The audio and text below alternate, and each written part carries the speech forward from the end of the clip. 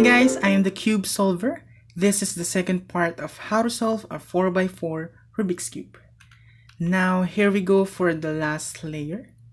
We will now do the cross. The algorithm will just be the same with the 3x3. But you may notice that this cube neither has a dot, an L, nor a straight line. And I'll do the algorithm.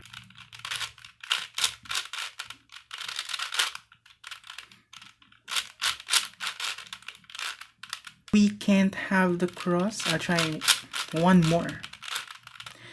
We can't have it regardless of how much you do the algorithm and still having this flipped pair of edges. This is what we call an edge parity. But don't worry, it doesn't happen all the time.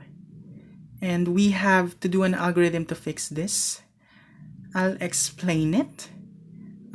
This algorithm, if you face in this side into the algorithm, what will happen is you will be flipping this pair of edges. But if you have this circumstance wherein you don't know which is flipped, you may face any side. It actually depends on the result that you want, because if you will face this side, you will flip this, and after you do the algorithm, you can have an L. If you face this, do the algorithm, and this pair of edge will be flipped, and you can have a straight line. And this is also the same to the opposite side. You will have an L if you face on this side. It actually depends on you. You may also do the algorithm for the cross and left with one pair of flipped edges, and that's what I will do now. Now we're left with this one pair of flipped edges. I'll show you how it's done.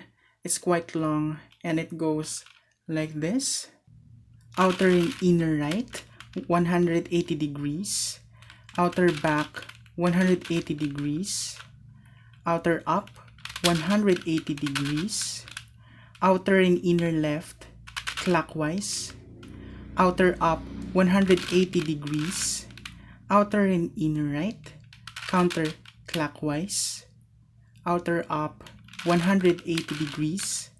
Outer and inner right, clockwise. Outer up, 180 degrees. Outer front, 180 degrees. Outer and inner right, clockwise. Outer front, 180 degrees. Outer and inner left, counterclockwise. Outer back, 180 degrees. And outer and inner right, 180 degrees. I hope you've done it. And it's really quite long.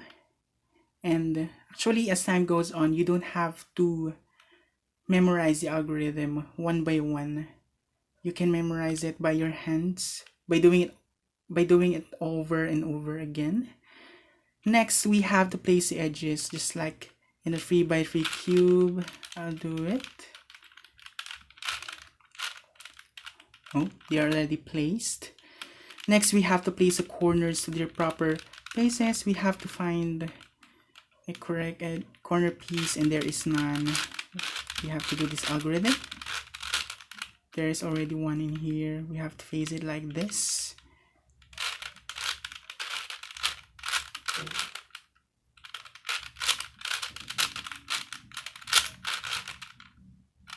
But what is happening? But as you go on with the process, you might notice that the corners remain undone, regardless of how many times you do the algorithm for the corner placement.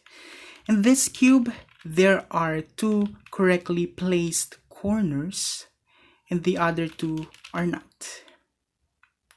This might be impossible because there should be 4, 3, or all of them are incorrect. But this is possible on a 4x4 cube because there is what we call a corner parity. It happens when a cube doesn't have fixed centers for each side. There is an algorithm to fix this. You may face any side. It goes like this. Inner right, 180 degrees. Outer up, 180 degrees. inner right 180 degrees, outer up and inner up 180 degrees, inner right 180 degrees, and outer and inner up 180 degrees.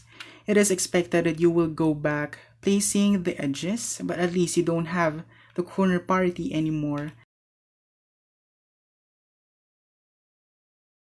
All of the processes that we did is just like the 3x3 cube, except for making centers, pairing edges, and the edge and corner parity.